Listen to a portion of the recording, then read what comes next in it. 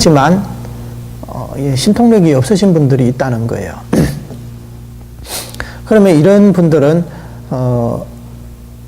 이제 해해탈이라고 그랬는데, 이런 분들은 일체지를 가진 외도들을 깨뜨릴 수 있다는 거예요. 일체지가 뭐냐면 외도들이 스스로 나는 일체지를 얻었어 이렇게 얘기를 하거든요. 사실 진정한 일체지는 아닌데 모든 것을 아는 지혜를 얘기하는데, 그런 지혜가 없는데 자신은 이제 일체지를 얻었다고 얘기를 하거든요. 근데 이런 해해탈의 아라한들은 그런 외도들을 깨부술 수가 있다는 거예요. 논쟁을 통해 가지고. 그런데 이런 분들은 신통 외도들에 대해서 방법이 없어요. 외도들도 신통력이 있는 외도들이 있거든요. 근데 이 아라한들은 신통력이 별로 없으니까 그런 외도들한테는 어쩔 수가 없는 거예요. 그러면 이제 구해탈은 뭐냐 하면, 이제 선정까지 닦은 이런 아라한들을 얘기하는 거거든요. 이런 아라한들은, 이제 신통 외도를 저복시킬 수가 있죠. 신통. 그 외도들이 신통력이 많다 하더라도 이 아라한들은 이제 신통력이 더 많거든요. 그러니까 그런 외도를 저복시킬 수가 있어요. 그 다음에 이제 무의해탈이라고 나와 있는데, 무의해탈은 이제 같은 구해탈인데 그분보다 학문이 더 깊은 거예요. 학문에 있어서. 그러니까 그 외도들이 얘기하는 뭐 배다경전이라든지 아니면 온갖 뭐 의술이랑 천문, 지리 뭐 이런 데 통달하지 않은 부분이 없다는 거예요. 그렇기 때문에 외도들이 문자 외도들을 이제 깨뜨릴 수 있다는 거예요. 외도들도 보면 수행을 많이 하신 분들 많거든요. 아는 것이 엄청 많은 분들도 많아요. 근데 어떤 아라한들은 번뇌는 끊었지만 막상 그런 외도들과 변론을 하면 지는 수가 있어요. 그 주리반득가 같은 경우에도 이제 경전에 보면 그런 경우가 나오거든요. 그 외도가 스님들을 찾아가가지고 한번 변론을 해야 되는데 누가 제일 지혜가 없나 보니까 주리반득가가 딱 생각이 나거든요. 가가지고 얘기를 하니까 주리반득가 대답을 못 하는 거예요. 얘기를 해달라고 하니까 신통력을 보이신 거예요. 하늘에 막 솟아오르고 날아다니고 하니까 그 외다가 딱 보니까 저분도 성인이구나. 그런데 신통력을 아무리 보여준다도 내 질문에 답을 하라는 거예요. 근데 답을 못 하는 거예요. 뭐라고 답은, 신통력은 보여주겠는데 답을 못 하는 거예요. 그래서 이제 사리불존자가 이제 선정석에 있다가 이제 그것을 알았거든요. 그래서 바꿔치기를 한 거예요. 신통력으로. 사리불존자가 그 주리판득가의 모습으로 후공에 딱 있고, 주리판득가 이제 다른 데 이제 숨어 있는 거죠. 그래서 이제 하늘에 있으면서 그분한테 막 질문을 한 거예요. 그래서 그 논쟁을 해가지고 사리불존자가 당연히 이겼죠. 그러니까 이 외도가 딱 보니까 이 부처님 제자 중에서도 가장 둔하다는 주리판득가의 지혜가 이런데, 당연히 나도 출가를 해야 되겠다. 그래 출가를 하셨다는 거예요. 그분께서. 그러니까 아라한에도 여러 종류가 있는 거예요. 네. 어떤 아라한들은 이제 내가 정득한 아라한가가 이제 퇴실할까봐, 이제 그게 이제 그 도에서 물러날까봐 또 걱정하는 아라한들도 있다 그러더라고요. 그러니까 여러 가지 뭐 9가지가 되고 뭐 10몇 가지가 되고 자세가 불리하면 아라한들도 많아요. 왜냐하면 수행이 각자 이제 처음 아라한가를 정득하면서 하는 수행이 다르기 때문에, 그런 경우가 생길 수가 있다는 거예요. 그리고 근데 이제 또한 본래 법신대사로서 성문의 모습을 놔두시어 이 불가사인 법을 증명하였으므로 대라고 하는 것이다. 대아란이라 그랬잖아요. 그러니까 왜 대아란이나 거기에 대해서 이제 설명을 하는 거거든요. 물론 이 부처님 제자에 보면 그 남방불교에서는 인정을 못하지만 우리 북방 이제 대성불교를 보면 1250인이 전부 다 나중에는 대성으로 이제 마음을 돌리신 분이에요. 그러니까 회소향대라고 해서 처음에는 이제 소승의 과위를 정득했지만 암시 뒤에 뭐라고 했어요? 방등시가 있고 반야시가 있고 법화열반시가 있듯이 부처님이 그분들을 이제 근기를 점점 성숙시키면서 나중에는 이제 대성의 보살로서 이제 회소향대를 했다는 거예요. 소승해서 이제 대승으로 이제 마음을 돌렸다는 거거든요. 그래서 대라고도 하고, 또 한 가지는 여기서 말씀했듯이 원래부터 이분들은 외도가 아니라 부처님을 도와서 중생들을 구제하기 위해서 이렇게 불보살님들의 화신으로 다시 오신 거라는 거예요. 그러니까 법신대사로서 성문의 모습을 나타내셨다는 거예요. 법신대사라는 것은 지난번에 육적불을 말씀드렸는데 그게 분정적불의 지위에 가면 이제 법신대사라고 부를 수가 있어요. 근본 본래를 일품이라도 깨뜨리게 되면 그 다음부터는 이제 법신대사라고 할 수가 있다는 거예요. 그래서 이런 뭐 항상 부처님을 따라다니면서 1250인이 이 불가사의한 법이 무슨 법입니까? 정토의 법이라는 거예요. 정토의 법문. 이것을 증명해 주셨다는 거예요. 그래서 대라고 한다고 그랬어요. 그리고 부처님을 쫓아 법률을 굴리시어 인간과 천상을 널리 이롭게 하였으므로 대중들에게 알려져 있는 바다 그랬어요. 저 왼쪽에 보면 이제 중소지식이라고 원문에는 중소지식이라고 그러잖아요. 지라는 말은 이름을 들었을 때 이것을 지라고 그러는 거예요. 그리고 눈으로 직접 그 사람 얼굴을 봤을 때 이것을 식이라고 그러고 지식이라는 말이 그런 뜻이 있는 거예요.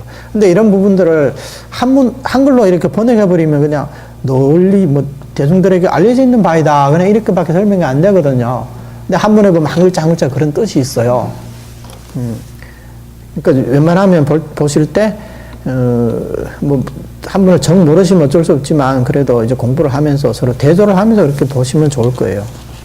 그 다음에 밑에는, 이제 부처님의 제자분들을 여러 분 이렇게 나열했어요. 사실 이게 부처님의 이 제자들을 보면 한 번 다 재밌는 얘기들이 엄청 많거든요. 시간이 넉넉하면 이렇게 다 말씀드리면 참 재밌겠는데 지루하지도 않고 그런데 이거 다 하려면 이 부처님 제자들을 이제 설명만 하면 몇 시간이 지나야 되니까 그냥 생략하고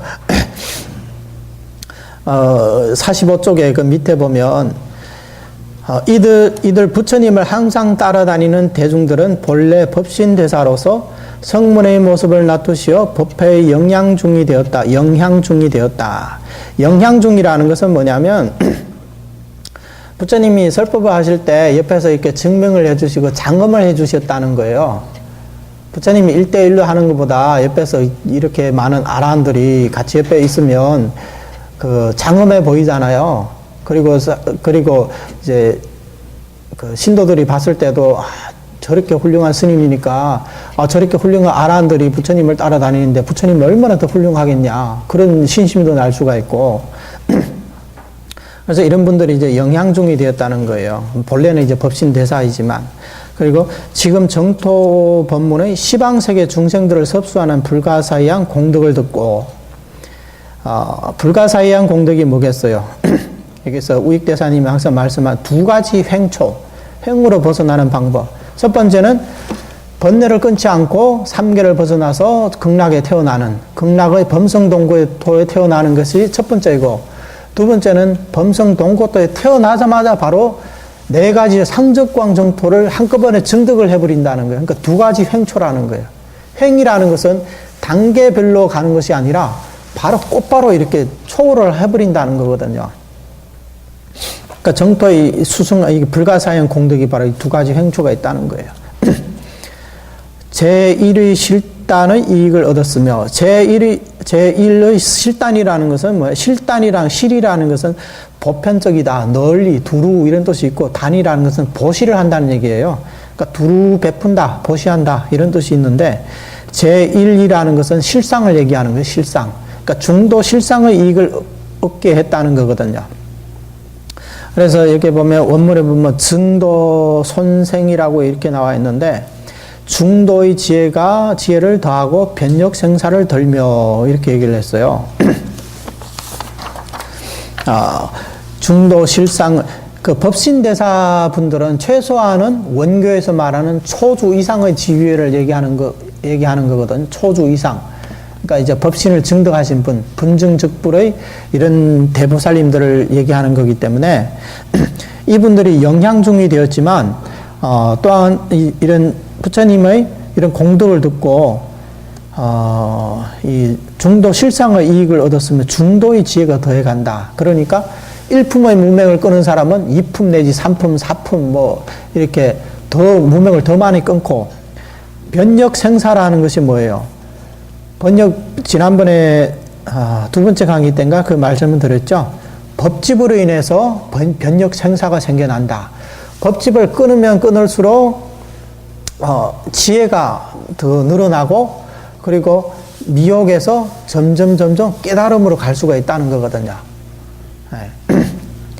그렇게 이것을 이제 변역 생사라고 하는 거예요. 근데 이 생사는 우리 육도 윤회하는 우리 중생들이 받는 생사와는 달라요. 우리는 죽었다가 또 다른 몸으로 태어났다가 또 한평생 살다가 또 죽었다가 다른 몸으로 태어나고 그러잖아요. 뭐 토막토막 이렇게. 근데 그게 아니라 이분들은 이제 그런 생사가 아니고 미혹에서 깨달음으로, 다시 말하면 일품의 무명을 깨뜨리신 분은 마치 초승달을 보는 분과 같고, 초승달도 달이잖아요. 진실한 달은 물에 비춘 그림자를 보는 것이 아니라 진짜 달을 보는 거잖아요. 그런데 달의 일부분만 보는 거잖아요. 근데 부처님은 보름달과 같다는 거예요. 그러니까 원만한 달을 전부 다 볼 수가 있기 때문에, 그러니까 이것을 이해를 할 때 변역생사를 든다는 것이 하루, 달, 이틀, 3일, 4일 점점 밝아지잖아요. 더 많이 볼 수가 있잖아요. 그와 마찬가지라는 거예요. 나중에 변역생사가 완전히 다 했으면 이제 구경불의 지위에 이르게 되는 거예요. 그리고 스스로 불국토를 청정하게 하신 까닭에 또한 단기중이라고 부른다. 단기중이라는 것은 부처님의 설법의 주요 대상을 얘기하는 거예요. 여기서는 보면 사립을 준 자를 대상으로 해서 이렇게 부처님이 법문을 하셨잖아요. 근데 이런 법신대사님들도 다 그게 해당된다는 거예요. 왜냐하면 법문을 들으면서 중도실상을 이끌었고, 이제 변역생사를 들고, 점점 이제 구경불의 지위에 이제 가까워진다는 거예요. 그리고 모든 부처님들은, 모든 보살들은 부처가 되는 동시에 자신의 정토를 성취하게 되는 거예요. 자신의 정토. 그러니까 분명한 것은 시방세계는 수많은 정토가 있어요. 저 아미타 부처님의 극락 정토뿐만 아니라 동방에도 있고 북방에도 있고 남방에도 있고 서방에도 많아요. 시방세계는 수많은 이런 불국토가 있어요. 청정한 정토가 있어요. 그러니까 극락 정토만 있는 것은 아니라는 거예요. 그러니까 이런 분들도, 이런 보살님들도 나중에 부처가 될 때는 자신만의 정토를 또 갖게 된다는 거예요. 한 장 넘기세요. 그리고 이제 경문. 그리고 문수사리 보방자와 아일다 보살, 근타제 보살, 상정진 보살 등의 여러 위대한 보살들과 범천, 제석천 등 헤아릴 수 없는 많은 천상 대중들도 자리를 함께 하였다 그랬습니다. 이 원문에 나와 있는 겁니다.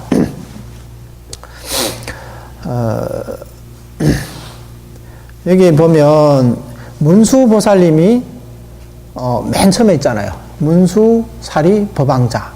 문수는 뭘 상징해요? 그렇죠. 문수의 지혜라 그러잖아요. 문수와 같은 지혜가 아니면 이 정토 법문을 믿을 수가 없다는 거예요.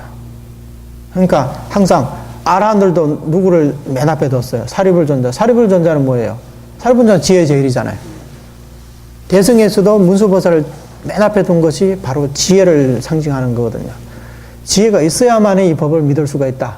왜냐하면 너무 쉬우니까 사람들이 자꾸 의심을 하는 거예요. 그러니까 이런 지혜 제일인 이런 보살과 아라한들이 직접 증명을 해주시는 거예요. 부처님께서도 이런 분들을 위해서 이렇게 하시는 거예요. 그러니까 이것은 이제 믿음을 얘기하는 거고, 아일다 보살은 밑에 같이 읽어봅시다. 보살 마하사를 번역하면 대도심 성취유정이라 부르는데, 이는 자비와 지혜를 함께 운용하고 자신과 남을 동시에 이롭게 하는 호칭이다 그랬어요. 마하살이라는 것은, 마하살이 이제 크다는, 마하는 이제 크다는 거, 대보살을 얘기하는 거거든요. 보살에도 그냥 보살이 있고 대보살이 있어요. 대보살은 뭐냐면 이런 법신대사님들을 대보살이라고 그러는 거예요. 그런데 법신을 증득하기 전까지는 그냥 보살이라고 이렇게 얘기를 하는 거예요. 근데 이제 아일다 보살님은 이제 미륵보살이죠. 미륵보살님은 이제 할 일이 뭐예요? 56억 7천만 년 뒤에 이 땅에 다시 오셔서 이제 부처가 된다 그랬잖아요. 그렇죠? 그러니까 이제 이분께서 이제 가장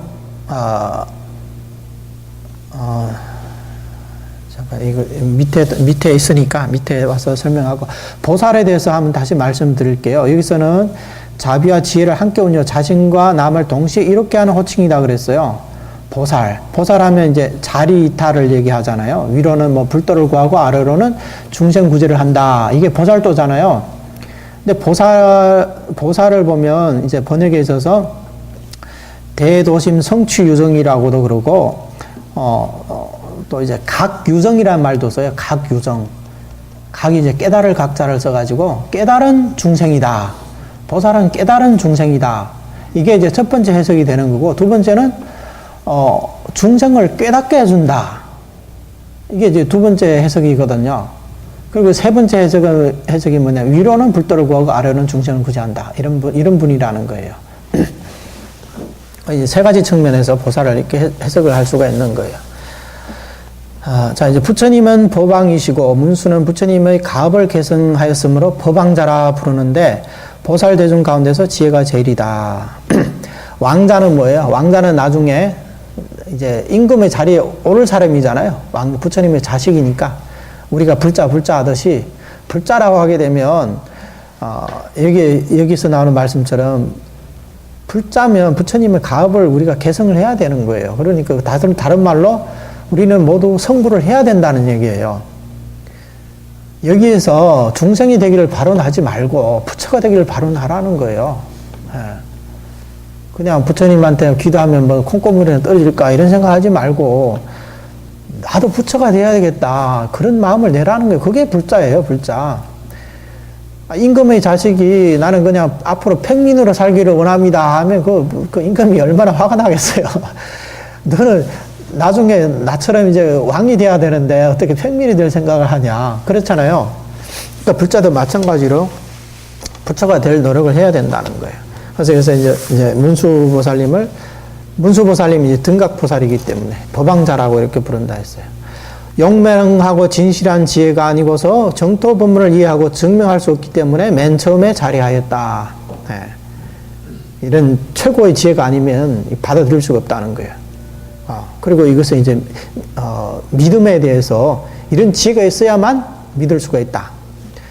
자, 이제 미륵은 장래에 성불을 하게 된다. 현재는 등각의 지위에 있으면서 불국토를 궁극적으로 장엄하고 청정하게 하는 것을 중요한 임무로 삼고 있기 때문에 다음으로 일가하였다.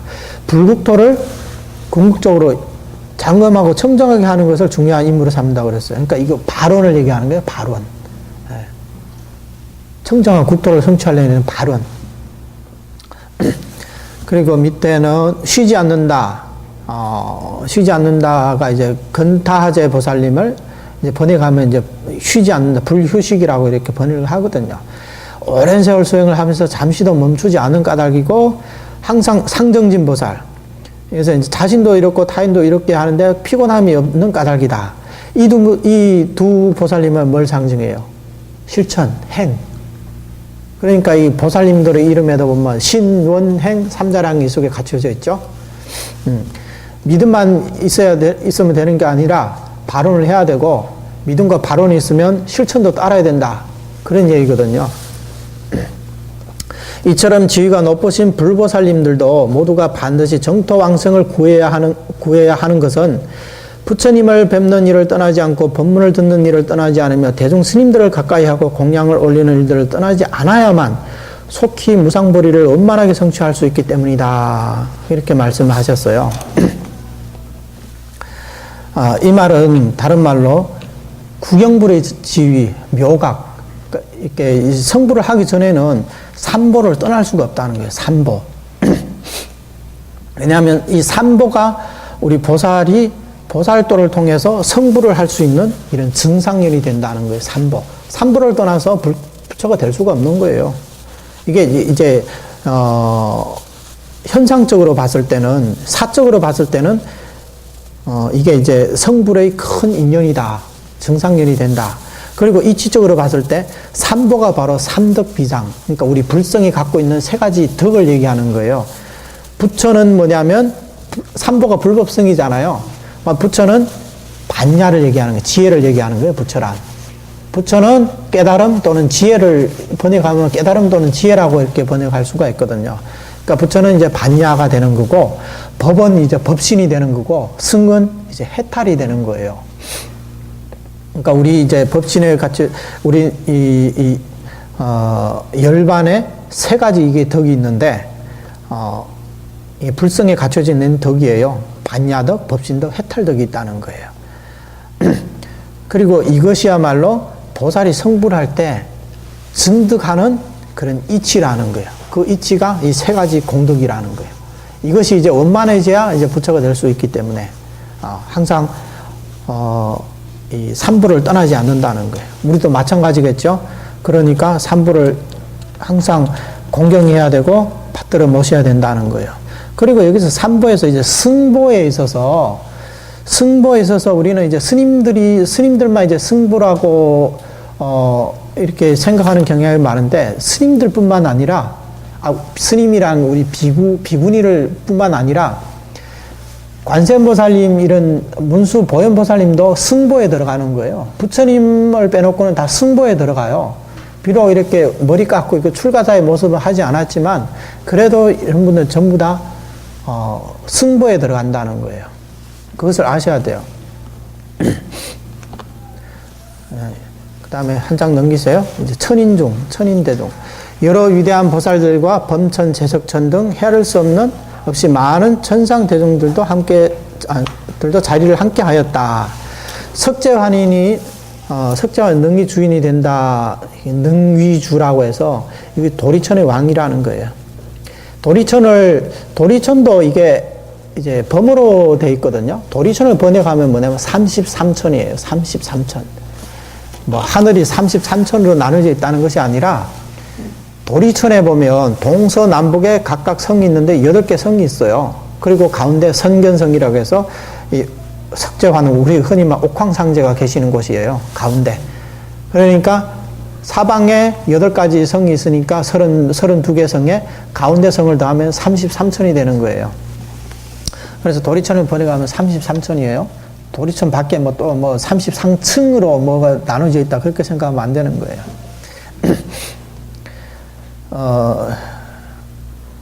그러니까 이분이 이제 도리천의 왕이라고 했는데, 우리는 흔히 보면 이제 어떤 이제 무당집에 가면 무슨 신을 받았는데 나는 제석천왕이 받았다.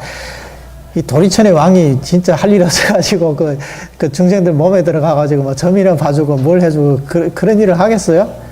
예, 절대 그런 일은 없는 거예요. 속으면 안 돼요. 등이라는 것은 아래로는 사천왕 등과 위로는 야마천, 도솔천, 화락천, 다화천, 색계와 무색계 등의 무량한 하늘을 말한다.